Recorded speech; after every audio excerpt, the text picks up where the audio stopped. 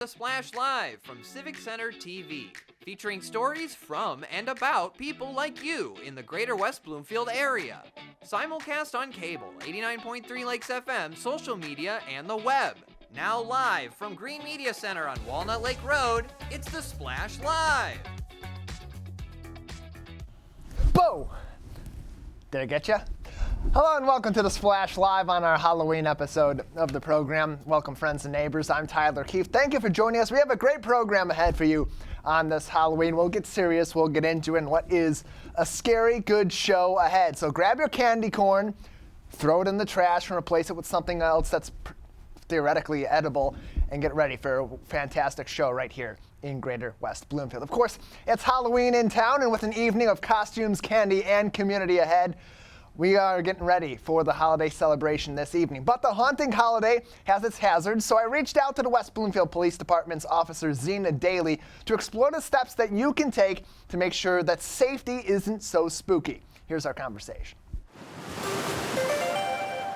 Officer Daly, thank you for joining us as always as we dive into some of the details that go behind one of the most fun holidays of the year. Hi, Tyler. Thank you for having me. Glad to have you on because there's quite a lot to dive into this. It's all pretty simple and straightforward as families go out for Halloween. They're either going to maybe have small get-togethers at their house, dress up in their costumes, or they'll take their kids out to trick-or-treat. But there's a lot of hidden potential hazards within that people should be aware of, not necessarily scared of. So what are some of the highlights of that, especially for parents that will be going out and about with their kids on Halloween night? For our trick-or-treaters, we always want to be sure that we're staying in groups, or especially if some of the preteens, teens are on their own, you want to make sure that they're in groups and not just going individually, and that parents know what route the kids will be taking so that if they do call them in an emergency, they know where they're headed to. So, of course, you want to stay in your groups. You want to make sure the little guys are looking, and even the older kids are definitely looking both ways, because as you know, we always have distracted drivers on the road, and it's dark out. Sometimes these kids are not wearing reflective gear, so the kids need to also be aware and look both ways before they're crossing the street to get to another house. If there's sidewalks, let's use those. That's ideal. If not, of course, stay either on the grass at the edge or very close to the grass. That way, you're away from the vehicles that are kind of coming to and from through the subdivisions. And of course, kids, before you guys do eat your candy, you want to make sure that your parents do check them, make sure there's no open wrappers or anything that looks suspicious. If there is, please make sure you guys toss that out and check the rest of the candy. For our drivers that are out there, again, young and old, I would say be very careful. Drive slowly. Let's keep our electronics off. Out of view so that we were paying attention to all of the pedestrians that are walking. Like we all know, kids will just dart across the street if they see something that looks exciting, or like maybe they're giving out some really good candy. So let's be aware, drive slowly, and make sure we're watching those kids that come between the cars. And that's usually where I think when you're not paying attention, the first thing that happens is the kid comes between a car and you're very close to them. So I would say, I'm sorry, go ahead, Tyler. Yeah, and to consider that for drivers too, because it's one of the first things you learn in driver's training, or you have to learn as you're undergoing some additional driver's training later on, is that you're supposed to yield to pedestrians. But this is an interesting night because in your neighborhood, or even out on some of the township roads here in West Bloomfield, there's going to be people walking in the streets or across the streets a little bit more than normal. Does that change any of the expectations for drivers in our neighborhoods especially? I would say you still need to yield. Absolutely. Drive slower than you normally would because there's so much more foot traffic. So if just to be cautious, just drive a little bit slower to get to where you're going. In the same side, the pedestrians also have a responsibility of paying attention to the vehicles that are driving through the subs, and that they're not running out in front of them, that they have their kids' hands if they're very young, just that they're very, very careful and paying attention to where their kids are as they get closer to the street. There have been in the past some curfews, and I know other communities also implement curfews that say these are the times during Halloween night that you're permitted to be out and doing trick-or-treating. Sometimes it's neighborhood dependent, sometimes it's municipality dependent. Are there curfews in place in West Bloomfield that you're aware of, at least from the police department and the township? As far as I know, typically it's 6 to 9 p.m. And I know some kids do go a little later, and those are usually the older kids, the preteens, the teens. But after 10 o'clock, I would say absolutely don't. I would not open your door. I would turn the lights off and be done with it. All right, so we'll flip to the other side of this dynamic now, from the trick-or-treaters to the homeowners, because a lot of them love to get involved in Halloween, passing out the candy, getting to know some of the families in the community. It's a great way to do that, but it's also quite a vulnerable position to have people coming up to your doorstep, knocking on your door, seeing inside of your home. What are the tips from the police department for homeowners, especially those that will be participating face-to-face with trick-or-treaters in their neighborhood? So if you're gladly opening up your door and passing out candy, but you feel uncomfortable with someone that's coming to your door, let's say your doors, sometimes the doors are completely closed and the kids have to knock and wait for someone to come to the door. If you're not comfortable, then just don't answer the door. You don't have any obligation, even if your porch light is on, to answer the door and pass out candy. So, and if you feel like there's a danger, then absolutely call the police department and let us come out and check it out. Just don't open the door, give us a description of what you see and why you were afraid. If you don't want to pass out candy, please make sure that, so that you're not disturbed, turn your porch light off for at least that time period. I know you probably want out through the night, which I always encourage lights on around the house. But during that time period, I would keep the porch light off so that kids know we're not passing out candy here. And once again, if you are passing out candy, please be aware of your pets. Make sure that as you're opening up that door, they're not able to run and dart out, and either attack the kids, or and even if they're friendly, still running out and into the road. So you definitely want to be careful with that. And even more of these helpful tips are currently available on the West Bloomfield Police Department's Facebook page. Follow them at West Bloomfield PD for even more information. Officer Zena Daly is with us on the Splash Live today, Community Relations Officer for the West Bloomfield Police Department, as we get ready to celebrate Halloween in West Bloomfield on Friday, October 31st. Officer Daly, a lot of other people will have gatherings in their home for Halloween, also another alternative that people, especially adults, whether it's on that Friday night, a perfect night for a gathering like that, or over Halloween weekend. Any advice for those homeowners that are going to be bringing people in for parties at their house to keep themselves safe, as well as those that they are hosting? Yes, I'm glad you brought that up, actually.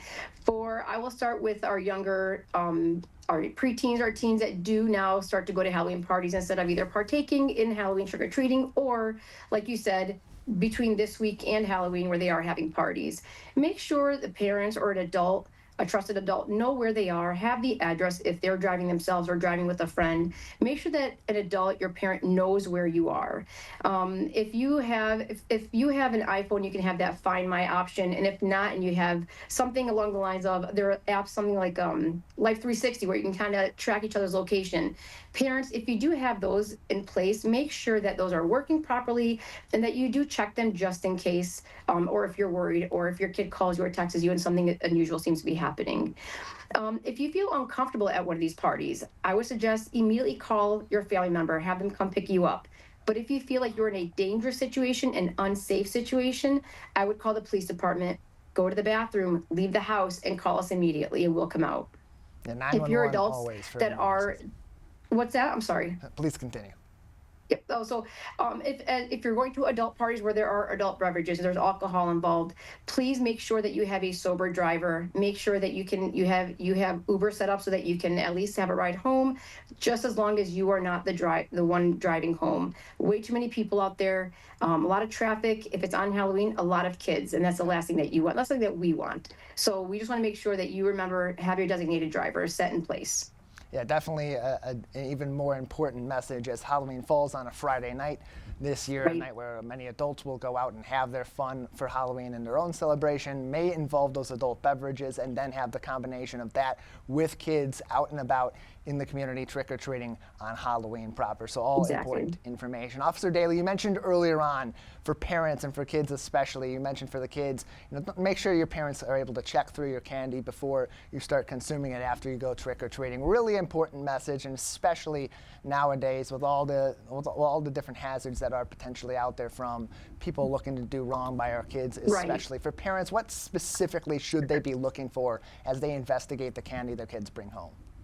I would say always make sure if there's an open package, you toss it out. If there's holes in it, you want to make sure that in their bags, it may not be the candy, but while you sift through their bags, I would, instead of putting your hand in the bag, I would lay it out just for needles, razors, or anything of that type. You don't want to get stuck with any of that.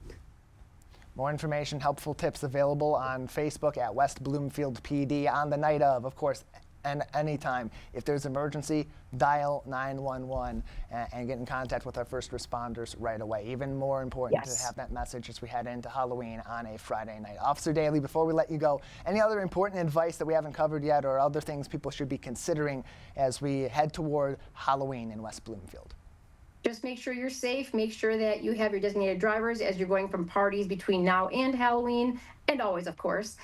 Make sure that you know where your kids are, their location, that you have that conversation with your kids, our older kids, our preteens, our teens. Make sure we have the conversation of if you feel unsafe, you need to call us. If you feel uncomfortable, let's have a safe word. For your younger kids, when you do go out to, whether it's a trunk or treat event or it is on Halloween trick or treating, if your kids don't know your phone number, write on a piece of paper, something I do with my own kids, and if they don't have a pocket to put your phone number in, put it in their shoe, put it in their sock, so that if something does happen, you're separated, they at least have a contact for you. Yeah, all good information as well. You can get even more advice if you need it. The police department's non-emergency number is 248-975-9200, 248-975-9200. A good number to call in a, of course, non-emergency situation for any advice regarding safety of your home, your business, of course, your kids right here in West Bloomfield Township, or follow them on their Facebook page at West Bloomfield PD. Officer Daly, thank you as always for your insight. Thank you so much. More helpful advice and information always available on West Bloomfield PD on Facebook. You can also follow on West BLM FLD PD on Instagram as well. Best place to go, facebook.com/West Bloomfield PD. Halloween can also have a scary effect on your mouth and teeth, especially for those who enjoy that candy on this holiday a little bit too much. So how can you celebrate the sweetness of Halloween without wrecking those pearly white teeth? Here are some helpful tips and information is Dr. Amira Woodruff from Caring Smiles Family Dentistry in West Bloomfield. Dr. Amira, thanks for joining us. Yeah, thanks for having me. Yeah, happy to have you on as we get ready for Greater West Bloomfield to celebrate Halloween this evening. A lot of people will partake in eating quite a lot of candy outside the norm of what they normally do. So what are some of the common issues with oral health that maybe aren't directly caused by Halloween, but this holiday may not actually help?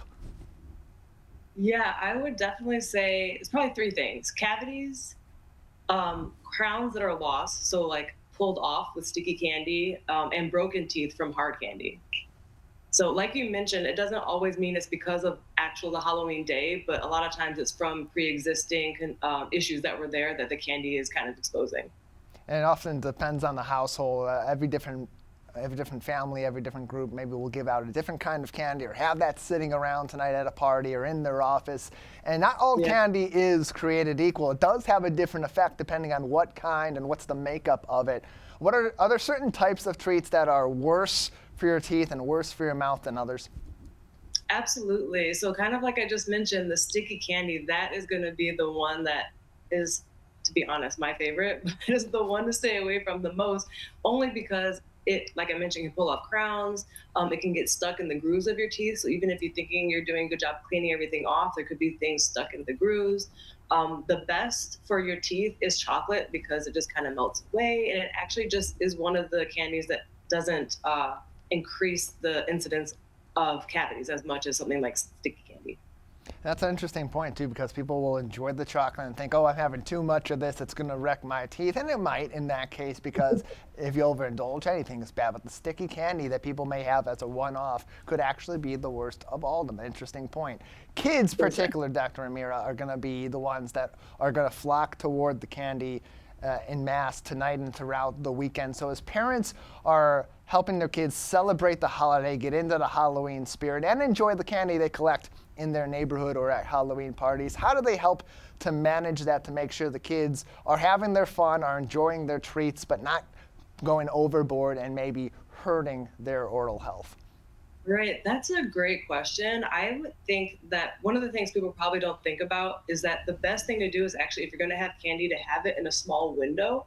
So instead of saying, okay, I'm going to be good and just have one piece a few times a day, that's actually worse for your teeth than having those few pieces all at the same time. So I would recommend doing it after like a mealtime. So let's say after dinner, you've already eaten, your mouth is actually in a more acidic state at that time. So that would be the time to just have the candy then anyway. But I know you mentioned that kids are probably the ones that are more likely, but we've already been having a lot of adults coming in these few days before Halloween because they're buying all the candy to give out to kids and they're sampling before Halloween. So we've had a lot of adults in here with candy-related tooth issues this week. Well, and so they think about all these issues with the stickier candies, with having too much, overindulging, all that sugar you're intaking. They think, oh, I got the solution. I'll go sugar-free. But those sugar-free candies can also have a negative effect on your mouth, too. How do they affect people's oral health different than those that are made with traditional natural sugars? Yeah, so that's a great question too, because sugar-free is better in the sense that it's less prone to cause cavities. But the other things I mentioned, like it being sticky, you can still have a very sticky sugar-free candy. And then also you can have a very hard piece of sugar-free candy. So you're still dealing with the pulling out of dental work and the breaking of teeth, especially if you haven't been to the dentist in a while and you have teeth that might not be quite as strong as you might think they are. Dr. Ramira Woodruff is with us from Caring Smiles Family Dentistry in West Bloomfield as we talk about the Halloween holiday and how that might affect your teeth and your mouth. For more helpful advice from Caring Smiles, you can follow them on Facebook and Instagram. Both of those are at Caring Smiles FD. And then you can also follow them on their website too, caringsmilesfd.com. So when these dental problems come up as a result of Halloween, maybe it's on the day of or over the weekend, an issue with some candy or something doesn't feel right, what are some of the common mistakes people make before they end up going to their dentist to get that prudent care? I would say one thing that most people probably do is if you're trying to be really, really good and you have your candy and then you brush your teeth right afterward, it's actually more harmful to your teeth to brush right after. Instead, you should wait 30 minutes. When you have candy, it makes your mouth in a more susceptible state for cavities and also just a weaker state. It's a more acidic state. So if you're brushing your teeth right away, you can be damaging your enamel. If you wait 30 minutes, it allows your mouth to kind of rebalance, to reneutralize, and then that's a safer time. So that is something that I think most people do not know. And for those that have braces or other dental appliances, kids and adults alike, should they be taking any extra precautions this Halloween to protect their mouths? Yeah, it's all the same precautions. It's all the same issues. It's just there's way more in their mouth to break and to have those issues. So just being extra, extra careful. And there's way more places for that candy to hide around the brackets, around the wires. So to be extra careful. But I'm realistic. I'm not telling people to stay away from candy. I'm a sweet tooth dentist. You just have to be smart about it. And that's why we're having you on. That's why we want to talk about this, because people are going to do it. They're going to participate. They're going to overindulge. It happens. It's Halloween. That's just the reality of the day. And they'll regret it the next day, and then they'll stop. That's how it usually goes. So get this advice out there as soon as we can before they begin this Halloween weekend, especially with it being an entire weekend of celebration ahead in Greater West Bloomfield. Beyond, of course, brushing and flossing, what are some other tips that people can take into account this weekend to maintain their oral health, especially considering they're going to be bringing in a little bit more of that stuff that typically does some damage? Yeah, I would just say making sure not to fall asleep right after having candy. So for people we always encourage people to brush twice a day, morning and nighttime before bed. But for the people who are only brushing once a day, every single person, it's morning because they want their breath to be fresh. So if you are having candy and going to sleep, that's just going to put your teeth in a much worse situation. So just really getting into the habit of brushing before you go to sleep, not just around Halloween, but every single night. And it's a good opportunity, too, lastly, Dr. Woodruff, for parents as they celebrate with their kids this weekend or even on Halloween Day specifically, to install some of those good habits into the weekend and maybe sneak it behind the reward of all that candy as well. How can parents use the Halloween weekend as a means to teach their kids some of the basics of dental hygiene? Well, I think kind of what I mentioned about making sure brushing morning and night and flossing, but then also making sure staying on top of dental appointments. So making that be a fun thing. Well, let's go get your teeth checked out because we know Halloween's coming up, and have it be a fun visit, have it be something they're looking forward to for almost getting that thumbs up for Halloween, or if it's after Halloween, shortly after, but just trying to plant, like you mentioned, some good oral hygiene habits for their life moving forward. Well, Dr. Woodruff, we appreciate your advice today as people get ready to celebrate Halloween this evening and all throughout the weekend close to home here in Greater West Bloomfield. Yeah, thank you so much for having me. Appreciate it. You can find Caring Smiles Family Dentistry on their Facebook and Instagram pages with helpful advice for Halloween and dental health all throughout the year. Facebook and Instagram at Caring Smiles FD, or visit them on caringsmilesfd.com. It's a beloved Halloween tradition in one West Bloomfield neighborhood where a homeowner goes all out making her yard the spookiest in all of the town. But it's not only an effort for decoration and holiday spirit. There's plenty more to her decorations than meets the eye. Last Halloween, we sent Kevin McIntosh out to learn more.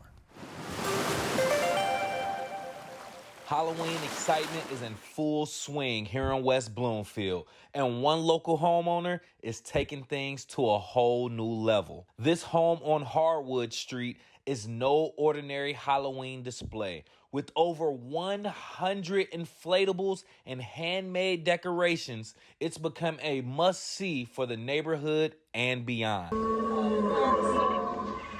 We caught up with Amber Pilati Riley, the creative mind behind this Halloween spectacle, to ask what inspired this Halloween effort and how it has grown over the years. Actually, my family had told me I was too old to go trick-or-treating anymore, so at 25, when I got my house, I decided instead of trick-or-treating, I would share the love of the holiday with everybody else, kind of give what I had received when I was younger. We've been here since 2011, which obviously we did smaller scale. I think we really started building up as of 2014. Every year just gets a little bit bigger, a little more. As of this year, we're up at least 30 new inflatables.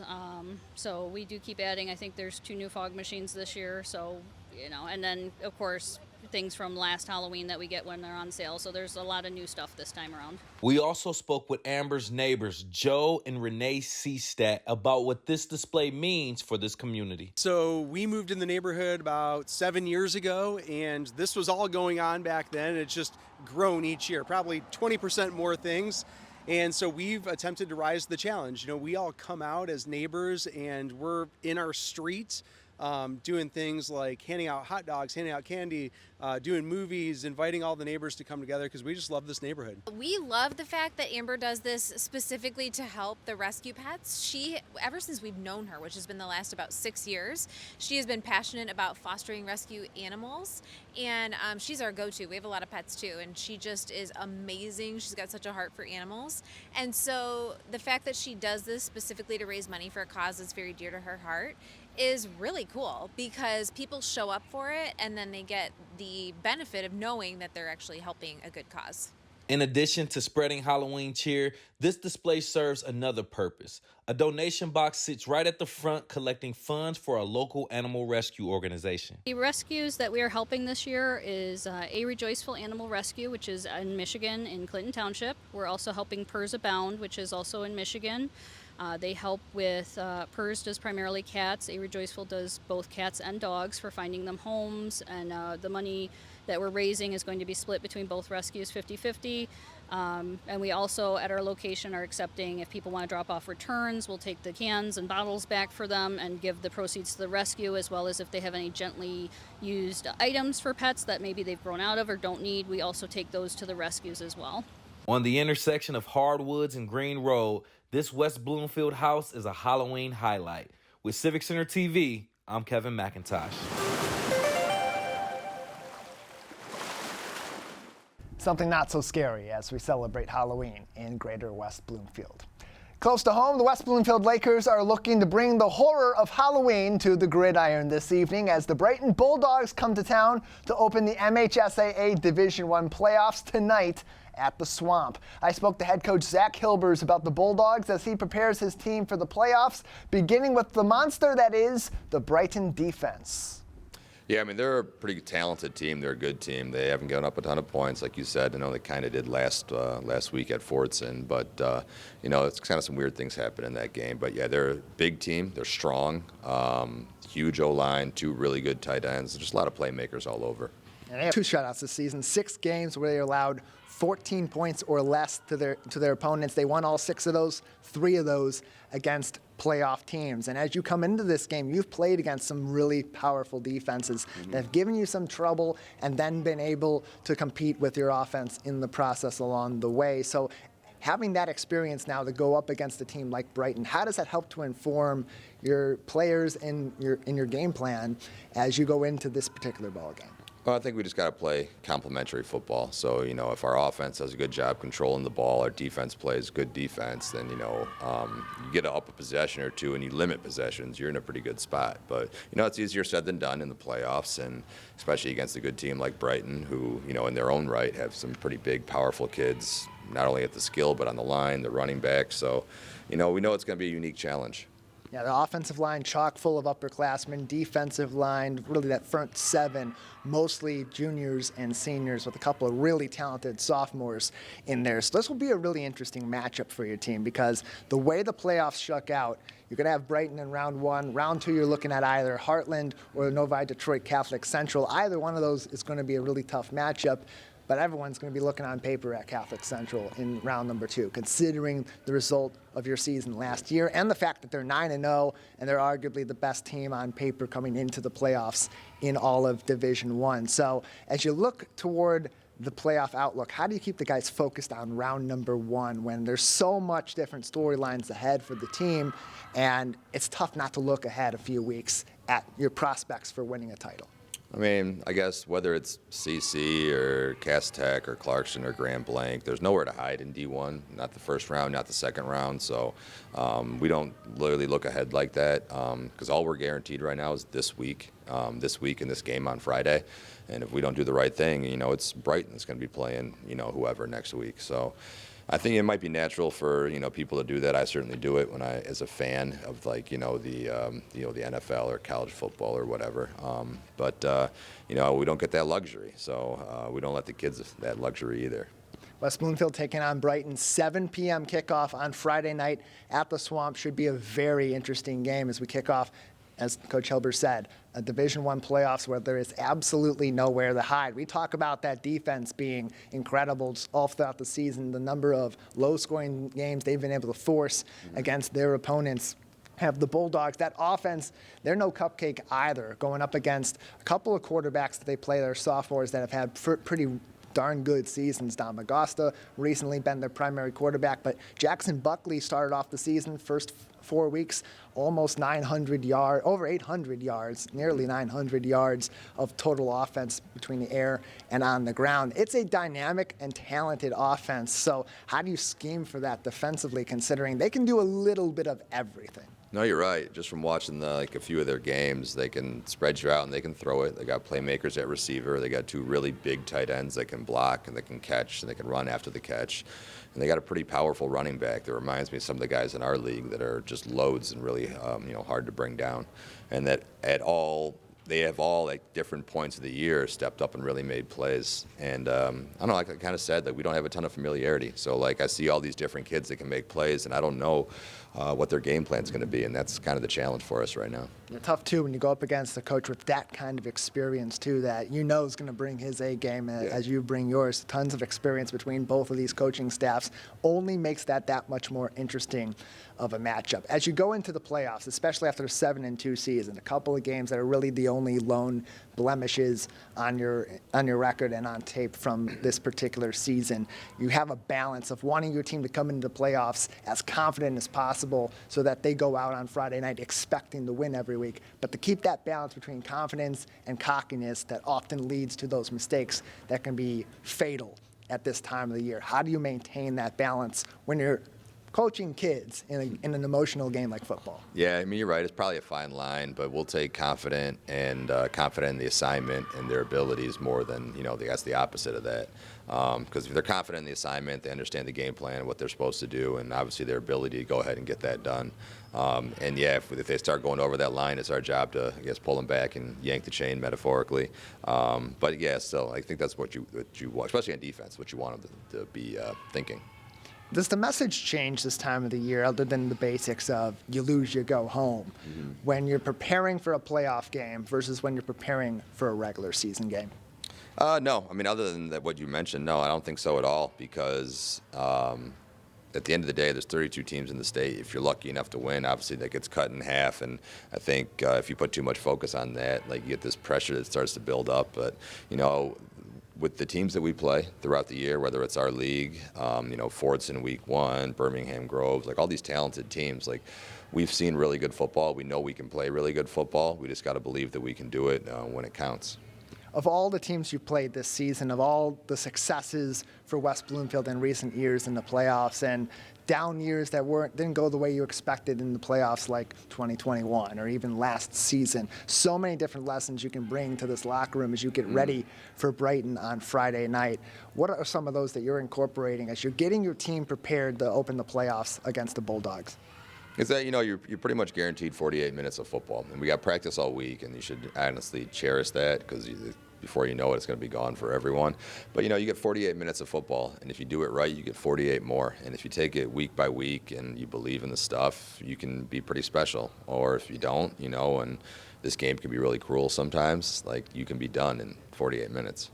Earlier on, we talked about the similarities between this year's team and the 2023 squad that made it to the state semifinals against Southfield A&T, the eventual champions in Division I. As you get ready for this year's playoffs, some of these players, now seniors in leadership positions on this team, were also on that team a couple years ago. What do you think is the biggest lesson that they've learned and they're bringing to this team as they get ready for the 2025 playoff campaign?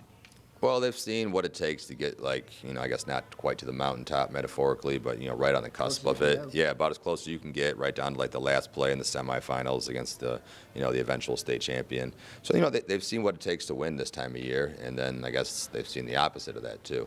And the balance of those lessons, I think, has really kind of hearted them as a group and given us the identity that we need to be successful. I asked Cam this earlier on. I want to finish by asking you the same question. What about this particular team, what element of this squad in 2025 do you believe puts them in a position where all goes well and they take care of business, they can win the state title? I'm a Michigan State guy, so I'll use the Tom Izzo term. I think we're pretty connected. And you kind of use that in any way you think. Some people think about their team bond, close-knit, whatever. But I think we're connected on both sides of the ball. And mentally, physically, we got a good feel for each other in the game plan. And teams like that are, I guess, multifaceted are always going to have a chance. You can follow the team and see where they are playing tonight on civiccentertv.com/LakersSports. The exclusive streaming rights for all MHSAA playoff games are with the NFHS network. So for the first time this season, your team here at Civic Center TV and 89.3 Lakes FM will not be on the air for tonight's ball game. The only place you can watch the West Bloomfield Lakers is either at the Swamp itself or on the NFHS network. We have a link to that exact page right where the game will be tonight on civiccentertv.com/LakersSports. Also a great place to watch that entire episode of This Week in Laker Football. Hear more from Coach Hilbers about last week's win against Roseville, this week's game against Brighton, and also hear from West Bloomfield Lakers sophomore wide receiver Cam Hall.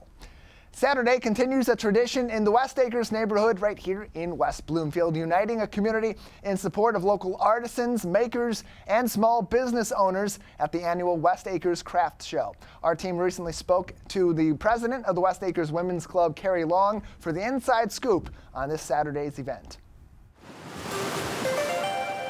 Carrie, thank you so much for joining us today.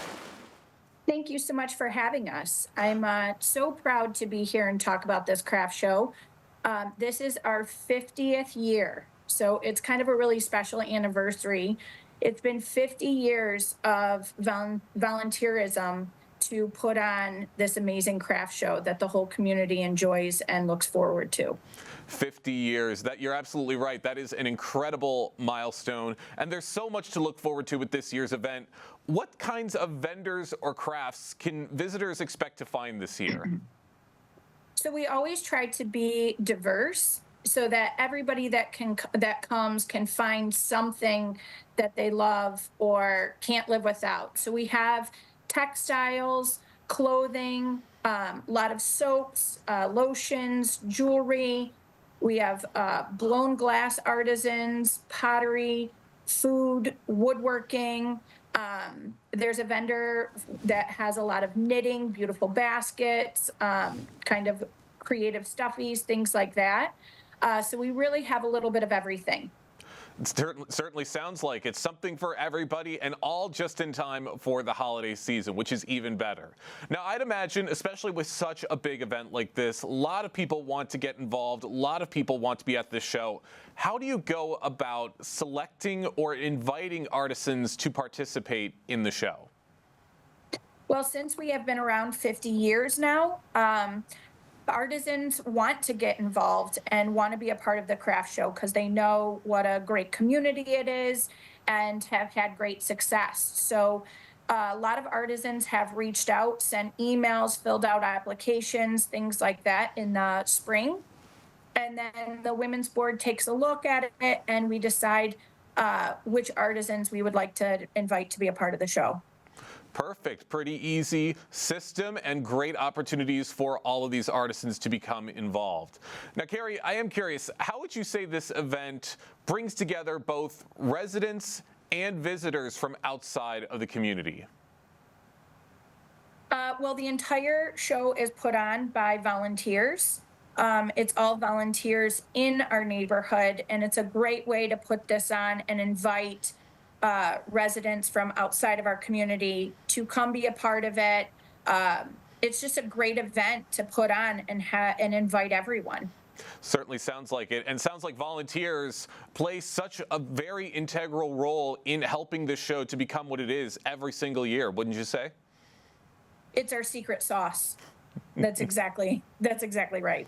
That's right. You can never forget the secret sauce. For those just joining us right now on the Splash Live, I'm talking with Carrie Long, the president of the West Acres Women's Club, talking about this year's West Acres Craft Show that's taking place on November 1st from 10 to 4. Now, Carrie, in what ways would you say that the craft show contributes to promoting local art and handmade craftsmanship? Well, I think it's a great way to invite them to showcase what these artisans and makers, and then we work hard to do segments like this, and thank you again for having us, to promote all over Facebook, social media. We really do try to promote this as much as possible to have a great turnout to support the artisans. Of course, you want to make sure that this event truly does have something for everybody. How would you say the team helps to ensure a safe, accessible, and welcoming experience for all of the attendees? Because I'd imagine an event like this, it's going to get pretty busy. So yes, again, we have volunteers that the days in setting up. We have I will be there, and we have a handful of people volunteering for help setting up, coordinating how people are getting in and out. We also have parking attendants. So somebody will be helping in the parking lot to make sure everybody can park, get in safely, in and out. We have an entire crew all over helping and watching and ensuring everybody's safety. Perfect. Great systems in place to make sure that everybody has a wonderful time. Now, Carrie, I am curious, how long have you been involved with this craft show, and what would you say is maybe one of your favorite aspects or traditions that's associated with it? So I feel very blessed that this is the first year that I've been able to be a part of the team and putting it on. And that's been an amazing process because for years since I was a kid, I've been attending this craft show. So it's so wonderful to be a part of putting this on for the community when for so many years, I was always one of the ones that was just looking forward to be able to go. I love that. You were such a fan of this craft show for many, many years, and now you play such a big role in helping to bring this craft show to so many people. I love to hear it, Carrie. What advice would you maybe give to first-time visitors hoping to make the most of their experience at this year's event? I mean, always get there early. That is true. It's like with anything, always get there early. That's absolutely right. Get there early. Make sure you get a good lay of the land and you know exactly what you want to get. Carrie, last question before we wrap things up. Where can people go to gain a little more information about this year's craft show and maybe of some of the people that are going to be at the craft show? I would check out on Facebook. We've got a great spot to check it out on Facebook. West Acres Craft Show, I would start there. And then on top of it, we'll have lots of signs and other ways to see. But I would always check social media. It's become a great way to really reach many people. That's the place to go to learn more about the West Acres Craft Show that is going to be taking place on November 1st. Carrie, thank you so much. And you can check out our website, which is up right now as well. So the website's always a great place to check as well. You are absolutely right. For more information about this craft show, Carrie, thank you so much for joining us today here on the Splash Live. Thank you for having us. West Acres Craft Show, Saturday, November 1st from 10 a.m. to 4 p.m. That'll be about 3700 West Acres Drive in West Bloomfield. That's in the West Acres neighborhood, just south off of Commerce Road right here in West Bloomfield. Next week, the Greater West Bloomfield community celebrates its heroes of past, present, and future that all served our nation or will serve our nation in the future at the annual Heroes Appreciation Breakfast, airing live right here on Civic Center TV. Earlier this month, Jake Schaff from our team got a special preview of the event with the chief organizer of the Heroes Appreciation Breakfast this year, Bernadette Hudgens from West Bloomfield Parks. Bernadette, thank you so much for joining us today. Thank you. So glad to be here to join you. Absolutely glad to have you with us as well. Really, really looking forward to the Heroes Breakfast coming up soon. It's one of the biggest events with West Bloomfield Parks that takes place every single year. How long has this event been going on, and what does it mean to West Bloomfield Parks? I'd say a little over 10 years. This program has been a program that is one of those things that is a staple in the community. It is an event that we have a lot of great support because people want to honor our veterans. I mean, honestly, we think about the freedoms that we have here in our great country. It is because of the sacrifices and dedication of our veterans. So we are happy to take this opportunity as a token to show them our appreciation. That's absolutely right. And of course, it's not just West Bloomfield Parks who helps to put this together, as we mentioned. Yes. There's a ton of partnerships that help make this event possible. It's almost like the Avengers, everyone teaming up. You've got the West Bloomfield Township, the school district, the public library, everybody. How does that enhance the event's mission? Well, I think that it really helps to show the community that this is something that is not just honored and appreciated by the WB Parks, but by the community partners who are serving them on a day-to-day basis. So I think, and I love the fact that not only this event could not happen without the wonderful sponsors that we have, Seniors Benefit Plus, for example. They support us year after year. And so these are this program, I should say, is so important and so valued, and it just creates that space to say, hey, we thank you.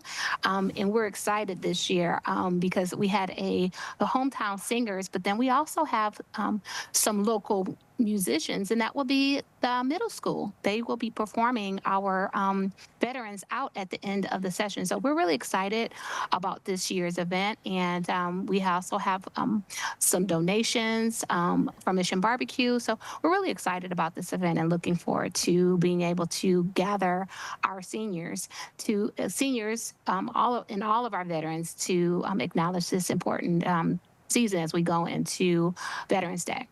That's right, and it's going to be a very, very moving ceremony for all of the veterans that are there.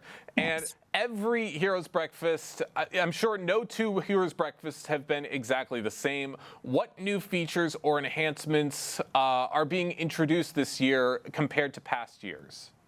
Well, one of the things that every year, our goal is always to make it more seamless, make it more efficient. And so in the past, we've had photographers. We're actually doing our own photo booth, and we have it set up so that folks can take their photos, go into their event, walk out, have their names on their badge, on their pictures, they can walk out.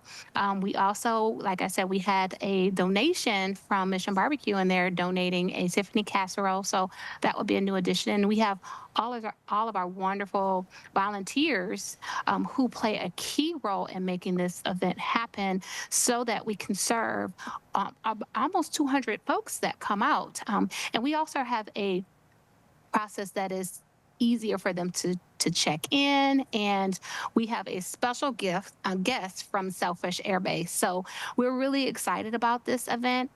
But I will tell you, this is a well-oiled machine because we've been doing it. The processes and how we do it is great. And so we do have our fire chief, our fire chaplain, Tim Hoserland, who will be doing our invocation. We have a wonderful MC, Al Muskovitz. So if you watch the news or know anything about sports, or even have been around for a while, Big Al is going to be our MC.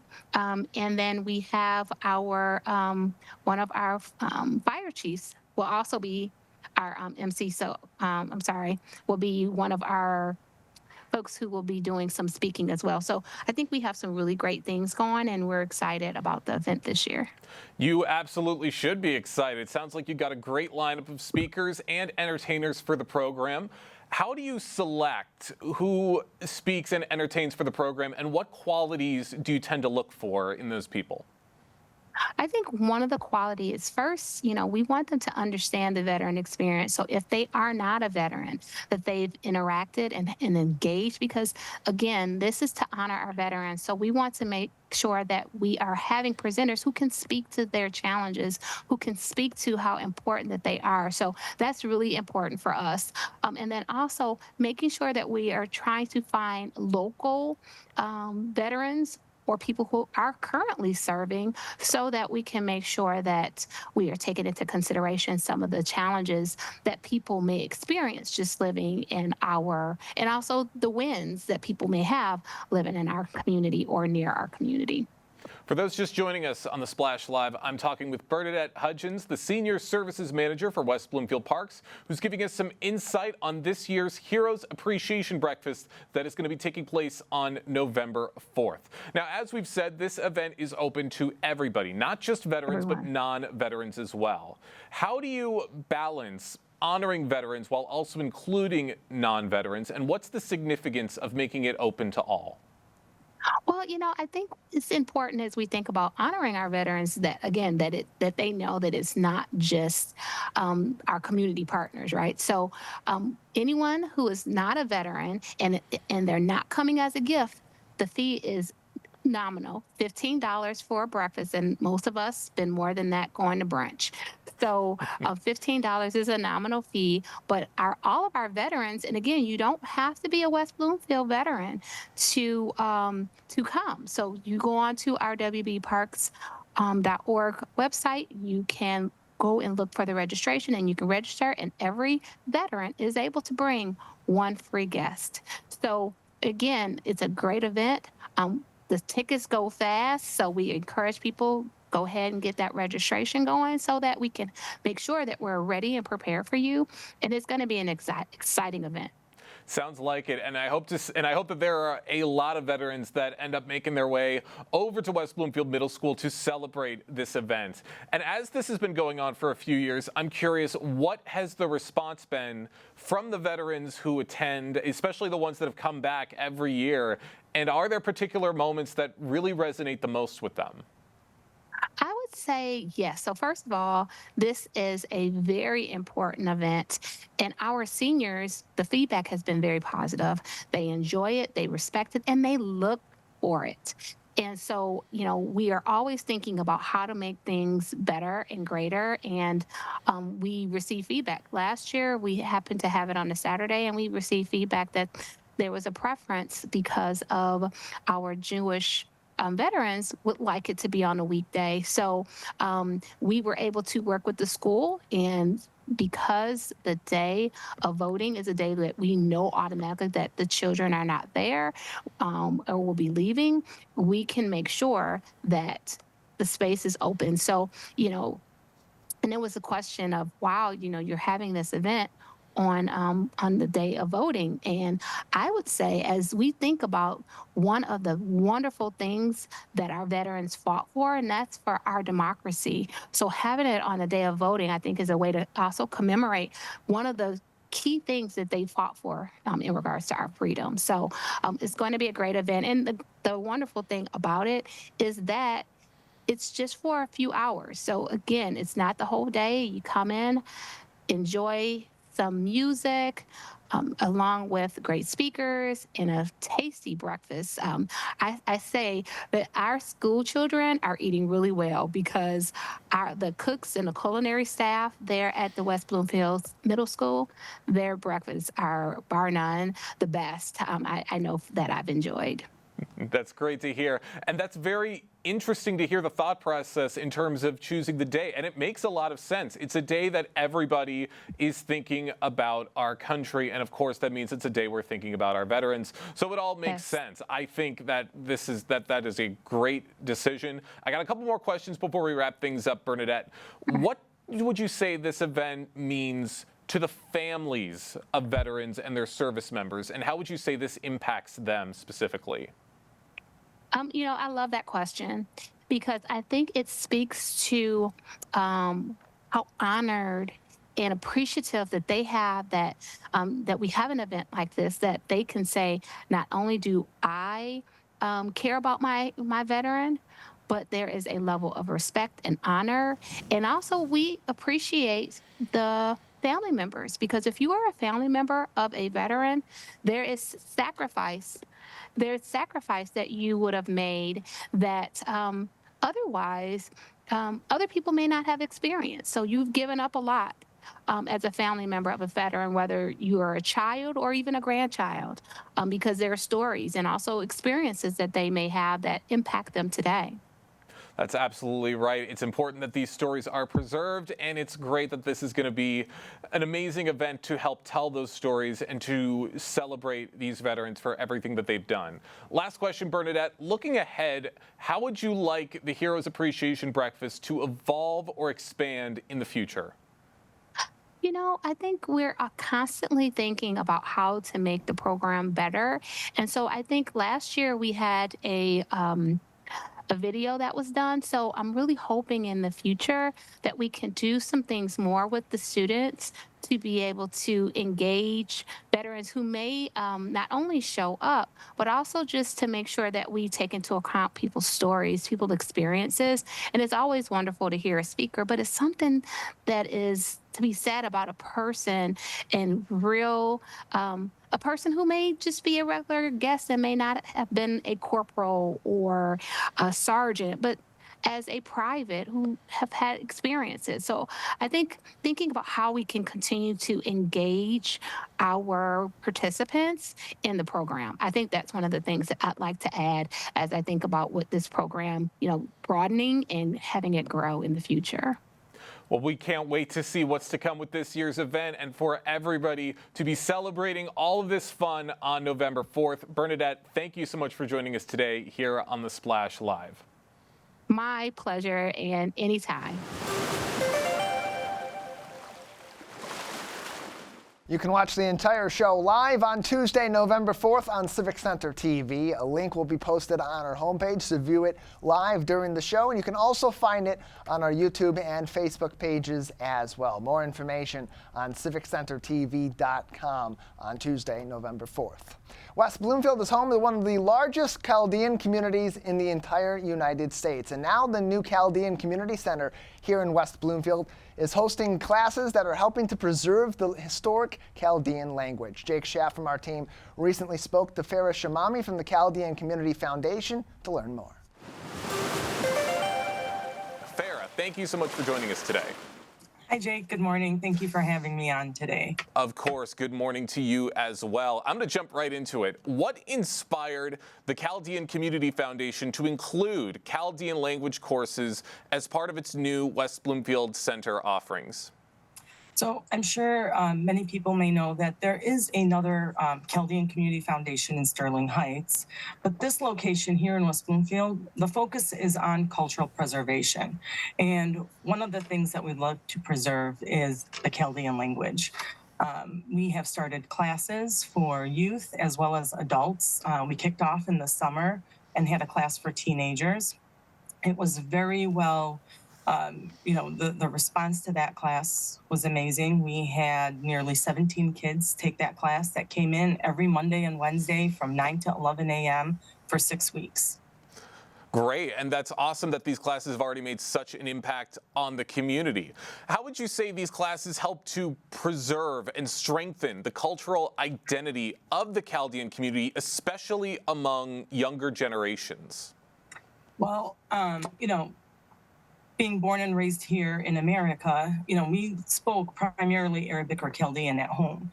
But going to school, English is where we learned and picked up a new language.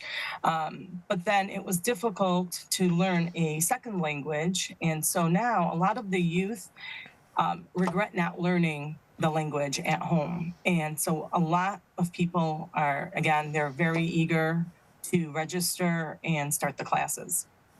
I'd imagine so. Now, as you mentioned, there already have been a few classes that have taken place, and there's another wave of classes that is taking place right now.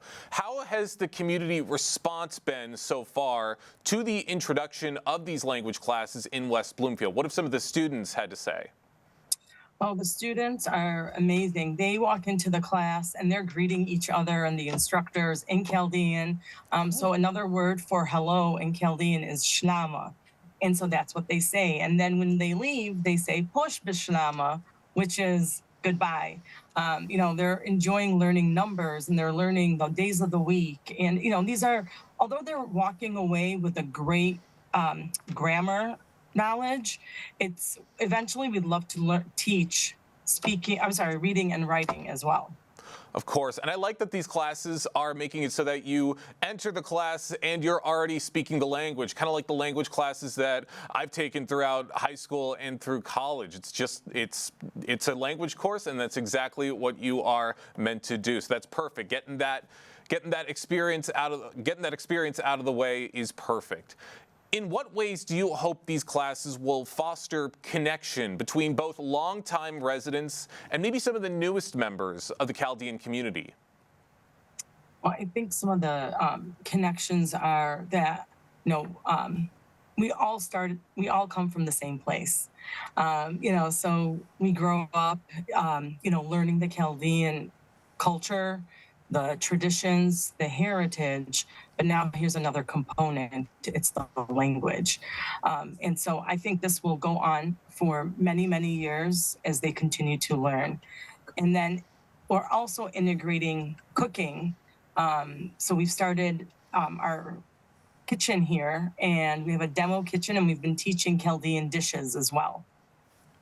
I love that. More and more great opportunities to learn throughout West Bloomfield. For those just joining us right now on the Splash Live, I'm talking with Farah Shamami, the program coordinator for the Chaldean Community Foundation, talking about the language courses for the Chaldean language that are currently underway and available with the Chaldean Cultural Center in West Bloomfield. Now, Farah, these language courses, how do they complement maybe the broader mission of the Chaldean Community Foundation and its expansion into West Bloomfield and hopefully beyond West Bloomfield as well?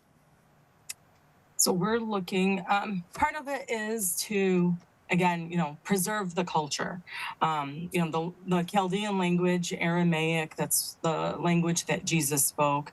We're very proud to be able to speak that language. And then as kids and adults learn it and continue to speak it, the language is more well known. Currently, we do have a non-Chaldean in our language class, our adult language class, that comes in every Monday and wants to learn because they have a lot of Chaldean clients. And so it's great to be able to communicate with others.